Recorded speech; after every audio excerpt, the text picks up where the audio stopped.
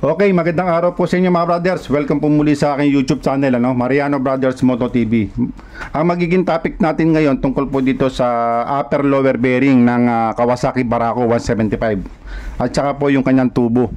Ito po kasi may nagre-request sa atin yun daw tamang sukat ng bearing sa upper at saka po sa lower. Ito po, meron tayo ditong bearing. Ang ating i-discuss ngayon ay tungkol po dito sa nilabas ng SK, Ito, matagal ko na po na-vlog ito sa YouTube. Nasa 3 years na po ito, mga brothers. Pero uulitin ko lang, mga brothers, sa mga hindi pa po nakakalam. Yung sukat po ng bearing at saka po yung dapat gawin sa tipos ng ating manibela ng Kawasaki Barako 175. Ayan. Isa-isahin natin yan para po sa kaliwanagan ng lahat, sa mga hindi nakakaalam patungkol po rito. At saka sa mga mo-order sa atin sa Shopee, yung Mariano Brothers Moto TV sa Shopee. Pero bago natin simulan to, kung napasila ka lang sa aking YouTube channel, huwag niyo po sanang kalimutan na subscribe, pakipindot po notification bell button, piliin niyo po yung all para updated po kayo pagka mag-upload po ako ng mga bagong videos. Okay?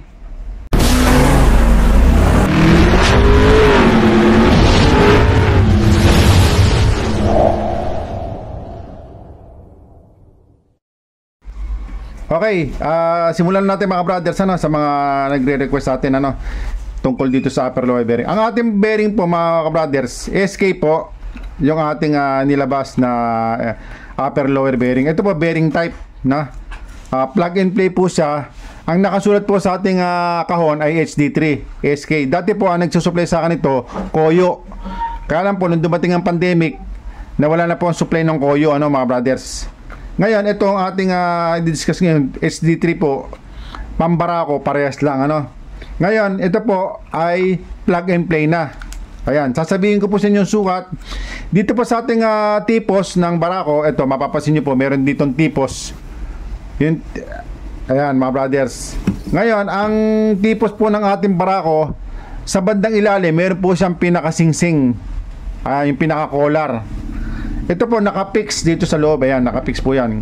Pero minsan po may pagkakataon mga brothers, natatanggal po ito. Pag tinanggal nyo po yung bearing, ito, pag tinanggal nyo po itong bearing na to, minsan po nasasama dito.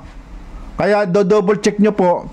Pag nagbaklas kayo ng bearing, do-double check nyo po dito pagka nagtanggal kayo. Kasi minsan may pagkakataon, wala na po itong singsing. Kaya pa nga nangyari, pag bumili sila ng ganito, ang luwag siya. Ay hindi nila namamalayan, tinanggal nilang bearing, nasama po doon yung collar. Itong nandito yung collar. Ayan. Ngayon ito mga brothers, may mga sukat po ito mga brothers. Papaliwanag ko po sa inyo at susukatin natin sa caliper. Unahin na po natin itong ating lower bearing mga brothers.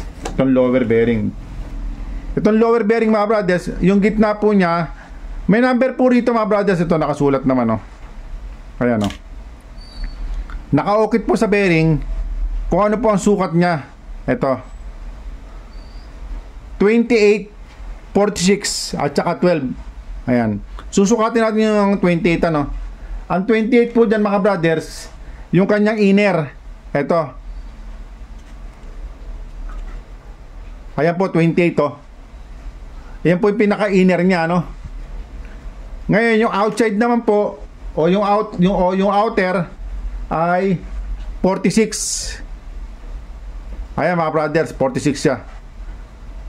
At yung kanyang pong height ay 12. Ayan. Tama-tama po ang pagkakasulat dito 28, 46 at saka 12 Ayan po, yan po naman na pang ilalim Ayan po pang ilalim. Tapos pupukpukin nyo lang po siya ng tubo. Kung may tubo kayo, ito may tubong ganito, pupukpukin nyo ng pagkanan mga brothers. Ayan, nakapasok na yan. Isagad nyo po sa ibaba. Ngayon, yun naman pong tubo mga brothers na pinopromote natin sa Shopee. Ang haba po niya ay 144.8. Ito po ay pasadya natin ginawa at ito pinaplatingan natin 144.8. Ayan.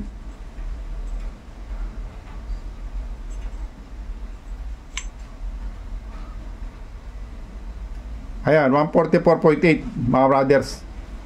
Ito po naman ipinasadya natin to mga brothers, tsaka piniplatingan natin, Ayan. Ngayon yung kanya naman pong laki ay 33.5. Ayan. 33.5 hanggang 33.7 ano, mga brothers.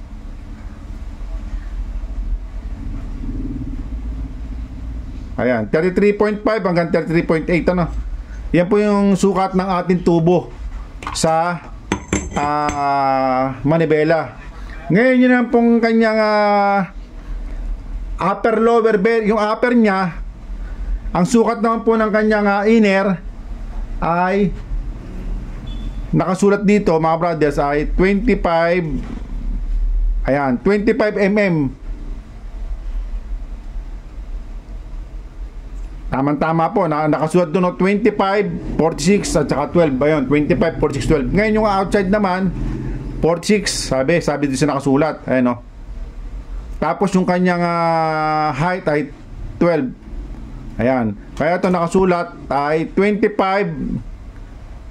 46, 12. Yan po yung sukat ng upper ng bearing ano. Ngayon, pag niligay nyo po dito yan mga brothers, eksakto po yan. Ayan, meron siyang tubo, meron siyang bearing na upper lower. Ito po mga brothers, plug and play na. Mabibili po ito sa Shopee ko mga brothers, yung Mariano Brothers Moto TV. I-search nyo lang po sa Shopee yung ating Shopee link. Search nyo lang yung Mariano Brothers Moto TV. Ayan mga brothers, sa mga nagtatanong sa atin tungkol dito sa ating bearing ng upper lower ng Barako, ulitin ko po, SK po siya. Tapos ang nakasulat po HD3. Ayan. Yan po yung tamang sukat mga brothers ano. Yung kanyang upper, ang sukat, ulitin ko lang, 25, 46, 12.